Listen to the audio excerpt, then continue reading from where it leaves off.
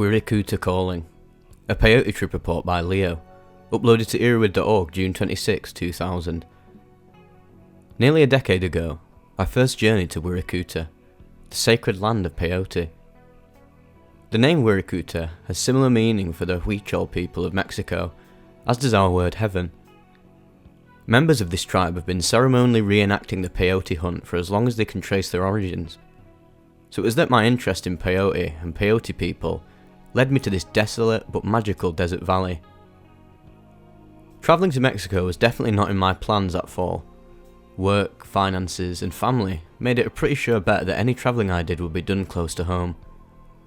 Enter Prem Das, an American married into the Huichol tribe, who at the time was based in Tepic, Nayarit.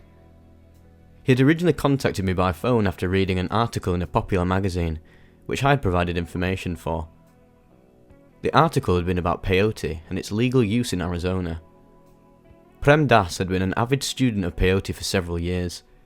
He let me know that if I shared his interest, I should make my way to the sacred valley of the Huichol as the next step in my own relationship with the sacrament.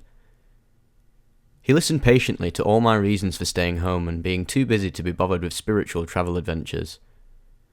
One day, while visiting my home, Prem Das pulled an airline ticket out of his bolsa, shoulder bag. It was my ticket to Puerto Vallarta, flying with him and his wife to go visit their Huichol family.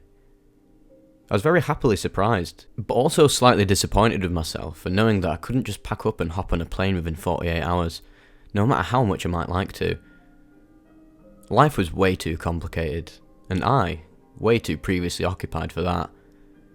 I politely declined his generous offer. That night, we attended a peyote ceremony, co-hosted by myself and members of a local artisan community. Prem Das was the roadman for the evening. I mentioned to my artist acquaintances the airline ticket and my inability to accept it. Out of friendship and the concern for Prem Das's wasted purchase, I asked my artist friend Sharon to travel to Mexico in my place. She somewhat hesitantly agreed after hearing out my situation. I had not, however, counted on the working of the spirit of peyote. The medicine was very strong that night. During the peak of the ceremony, while my body sat apparently content, my inner being was in great turmoil. I sensed my life as I knew it had reached its natural conclusion. All my roads were leading nowhere. Life, for me, had become a charade. The driving tone of the water drum and Prem Das's chanting, normally very comforting, now seemed to stir my pot of doubt and insecurity, until I could feel my spirit boiling over and evaporating into emptiness. Nothing in the world could at that moment have quenched my thirst for meaning, my hunger for purpose. Nothing, that is, except the hand of God. In my mind's eye, I saw a weeping child, myself, surrounded by empty space. Into that loneliness, a white, silvery eagle suddenly appeared. It swept down towards my vacant self, coming in for the kill, I thought. After all, my life felt more corpse-like than alive. As the sharp talons opened to grab its human prey, I suddenly felt the lifting of my self-pity and perhaps even fear. I was glad just to be able to let go and die in peace. Unexpectedly, I began to feel the eagle warm and bless me rather than scattering my soul to the void. A physical and spiritual blessing radiated from the eagle into my body, beginning where its formerly frightening talons now gently touched my head. I felt the peace of heart and mind that only God's Spirit can bring. Instantly, I realised that it had been too many years since I had fully bathed in God's healing light, too long running on my own knowledge and neglecting the daily blessings of Spirit. I awoke from my vision with tears streaming down my face.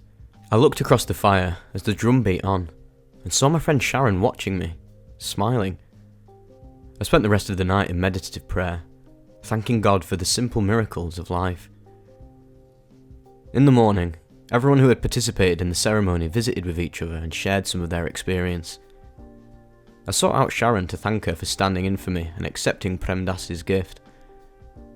"I want you to see what I drew last night around the fire," she said. She opened up her sketch pad, which she often carried, artist that she was. With an understanding smile, she showed me a pencil drawing of a white eagle coming to rest on the shoulders of a kneeling man.